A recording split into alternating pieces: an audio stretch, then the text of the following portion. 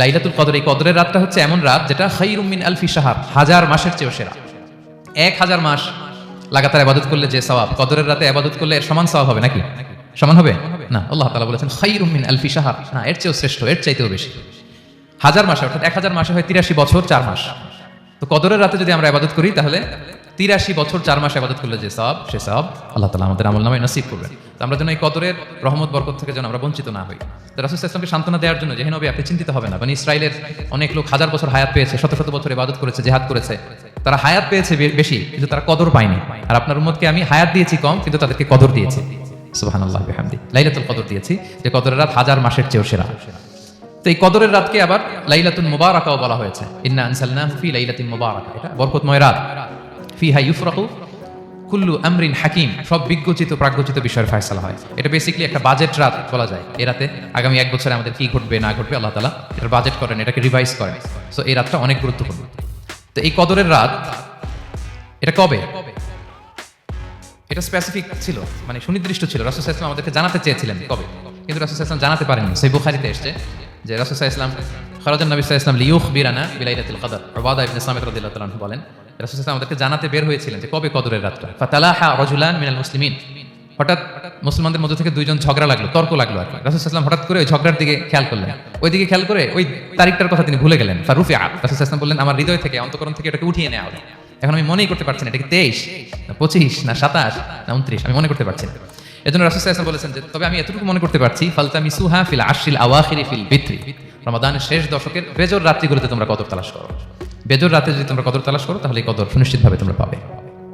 তো এই জন্য স্কলাররা সবসময় বলেন যে লাস্ট 10 days অফ রমাদান খুব গুরুত্বপূর্ণ, সবচেয়ে the cream time of Ramadan. I repeat, এটা রমাদানের একেবারে মাহেন্দ্রক্ষণ। এই 10 দিনের যে কোনো 10 রাতের যে কোনো রাত কদর হয়ে যেতে পারে, বিশেষ করে অড নাইটসগুলো 21, 23, 25, 27 এবং 29, যে কোনো দিন হয়ে যেতে পারে কদর। সো বুদ্ধিমানের কাজ হচ্ছে আমরা যেন রমাদানের শেষ 10 রাতে লাগাতার একইভাবে একই স্পিডে আমরা যেন ইবাদত করি। কোনো রাতে বেশি করলাম, হয়তো 27-এর রাতে আমি খুব ভাব গাম্ভীর্য নিয়ে খুব আবেগ নিয়ে ইবাদত করলাম, কিন্তু হয়ে যেতে পারে যে এবছর কদর ছিল 25-এর রাতে, হতে পারে না? পারে। তো আমরা তো মিস করে ফেললাম। তো আমরা যেন মিস না করি। বুদ্ধিমানের কাজ হবে সমান তালে ইবাদত করা। এবং এটা এত গুরুত্বপূর্ণ, রাসূল সাল্লাল্লাহু আলাইহি ওয়াসাল্লাম এত এমফাসাইজ করে কোনো রাতের কথা বলেনি।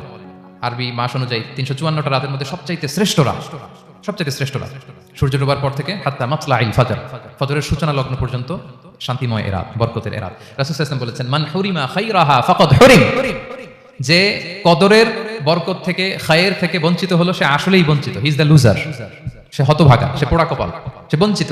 মান হুরিমা খায়রাহা ফাকাদ হুরিম, যে কদর পেল না সে হতভাগা। এখন আমরা কি হতভাগা হতে চাই? আমরা তো শুরুতে অনেক হোপফুল ছিলাম, এত এত ব্লেসিংস, এত এত বরকত রহমতের ফলগুধারায় আমরা প্লাবিত হচ্ছি রমাদানে। তো আমরা তো হতভাগা হতে চাই না। তো আমরা যেন এই শেষ 10 দিন এক তালে আন্তরিকতার সাথে ঈমান ও ইহতিসাবা আমরা যেন ইবাদত করি। সম্মানিত ভাই এবং বোনেরা, তাহলে আমরা সৌভাগ্যশীলদের অন্তর্ভুক্ত হতে চাই, হতভাগা হতে চাই না। আমরা এবার একটু শুনবো যে এটা আশা জাগা নিয়ে একটা মাস। এই মাসের যে রহমত বরকতের যত যত হাদিস কোরআনের আয়াতগুলো আমরা বলেছি, এগুলো শুনলে আমাদের মধ্যে একটা আশা জাগে, আশাবাদী হয়ে ওঠে যে আমার এই মাস আমার মুক্তির মাস, আমি মুক্তি পাবো। কিন্তু at the same time it's a month of warning, এটা আবার সতর্কতার মাস। রাসূল সাল্লাল্লাহু আলাইহি ওয়াসাল্লাম বলেছেন রোজা রেখে যে মিথ্যা ছাড়লো না, পাপ ছাড়লো না, তার ধ্বংস। আবার 3 বার তিনি আমিন বলেছেন।